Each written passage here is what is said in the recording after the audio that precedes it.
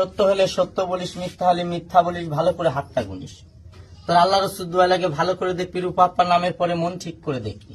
দেখবো না ভালো মন্দ দেহটা নিয়ে দেখবি, কনে কোথায় কি সমস্যা চলে বলবি, ভালো করে দেখিস, ভয় নেই।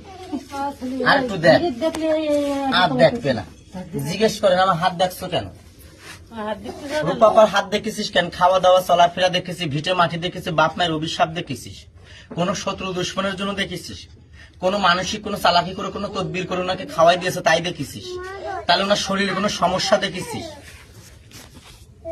শরীরে সমস্যা দেখছে, জিজ্ঞেস কর সমস্যা কোথায়, সমস্যা কোথায় দেখি, সভ্যদেহ সভ্য আকারে, তাহলে ওনার সমস্যা কোথায় চলে।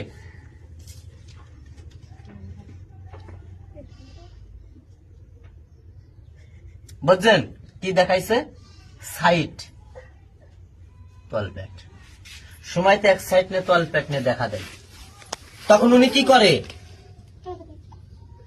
বুঝলেন, শুয়ে পড়ে। কথা যখন সাইড নিয়ে তলপেটের সমস্যা দেখা দেয় তখন এভাবে শুয়ে থাকছেন। এর দিক থেকে কেন বুঝিনি চোখ মাথা কেন বসে থেকে উঠে দাইতে গেলে কথা চোখ মুখের মধ্যে অন্ধকার দিয়ে ফেলে, মাথাটাকে কথা ঘুরায় নিয়ে আসে।